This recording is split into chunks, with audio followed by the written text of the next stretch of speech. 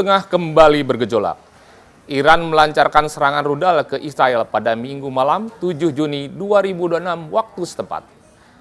Serangan ini menjadi yang pertama sejak gencatan senjata antara kedua negara berlaku pada 8 April lalu.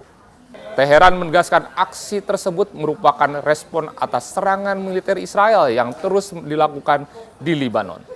Stasiun televisi pemerintah Iran IRIB mengonfirmasi operasi militer itu dan menyatakan serangan akan terus dilanjutkan jika Israel membalas atau tidak menghentikan agresinya ke Lebanon.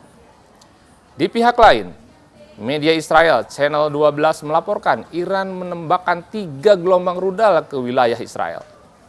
Laporan awal menyebutkan kerusakan terjadi di kota Tiberias. Namun, militer Israel mengklaim seluruh rudal yang ditembakkan berhasil dicegat oleh sistem pertahanan udara mereka. Serangan tersebut memicu kewaspadaan tinggi di seluruh Israel. Otoritas tempat langsung menangguhkan operasi di Bandara Ben Gurion dekat Tel Aviv. Warga diminta mematuhi prosedur darurat dan mengikuti arahan keamanan yang keluar dari pemerintah. Eskalasi ini hanya beberapa jam setelah Israel melancarkan serangan udara ke pinggiran kota Beirut, Lebanon. Serangan tersebut menyebabkan sedikitnya 2 orang tewas dan 11 lainnya terluka. Situasi ini mendapat perhatian dunia internasional. Presiden Amerika Serikat Donald Trump menegaskan serangan Iran tidak akan mengubah upayanya melanjutkan perundingan damai dengan Teheran. Dalam wawancara dengan Fox News, Trump mengatakan akan menginstruksikan Perdana Menteri Israel Benjamin Netanyahu agar tidak melakukan serangan belasan. Namun Trump juga memberikan peringatan keras jika negosiasi damai gagal dicapai, Amerika Serikat siap mempertimbangkan langkah militer lebih lanjut atau memperketat blokade ekonomi terhadap Iran. Meski ada seruan penahanan diri, konflik ternyata terus berlanjut. Pada Senin dini hari, 8 Juni 2026, Israel membalas serangan Iran. Suara ledakan terdengar mengguncang Teheran. Stasiun televisi pemerintah Iran melaporkan ledakan juga terdengar di kota Isfahan dan Tabriz.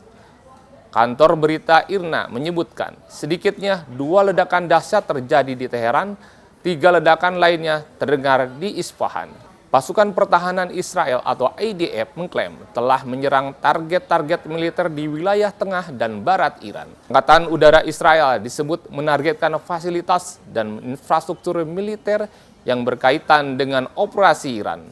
Menanggapi serangan balasan Israel, militer Iran menegaskan operasi akan terus berlangsung selama Israel masih melakukan agresi terhadap Lebanon. Ketegangan yang meningkat juga berdampak ke wilayah lain.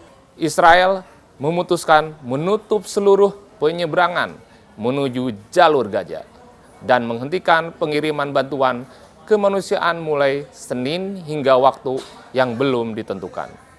Unit koordinasi pemerintah Israel di wilayah pendudukan Chogat menyatakan langkah itu diambil demi kepentingan keamanan pasca serangan rudal Iran. Organisasi Kemanusiaan Palestina dan internasional menyampaikan kekhawatiran yang mendalam dengan kondisi tersebut. Mereka menilai kelaparan di Gaza terus memburuk dan akses bantuan masih jauh dari kata memadai. Para pejabat Palestina juga menuduh Israel belum memenuhi komitmen gencatan senjata, termasuk terkait dengan masuknya makanan, obat-obatan, serta bahan rekonstruksi.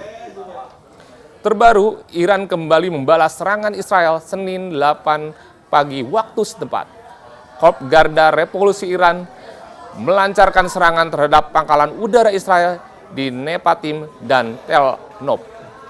Serangan itu sebagai respon gempuran Israel terhadap beberapa lokasi di wilayah Iran. Di tengah memanasnya konflik, dampak langsung terlihat di pasar global. Harga minyak mentah dunia melonjak pada Senin pagi. Pasar merespon negatif memanasnya konflik Iran dan Israel yang dinilai mengancam stabilitas kawasan di Timur Tengah. Kondisi ini juga mengikis harapan tercapainya penyelesaian konflik melalui jalur diplomasi. Dunia menantikan apakah ketegangan ini berakhir di meja perundingan atau justru berkembang menjadi konflik yang lebih besar. Demikian headline inews.id. Ikuti terus berita menarik di inews.id. Saya, Dani Dahwilani, sampai jumpa.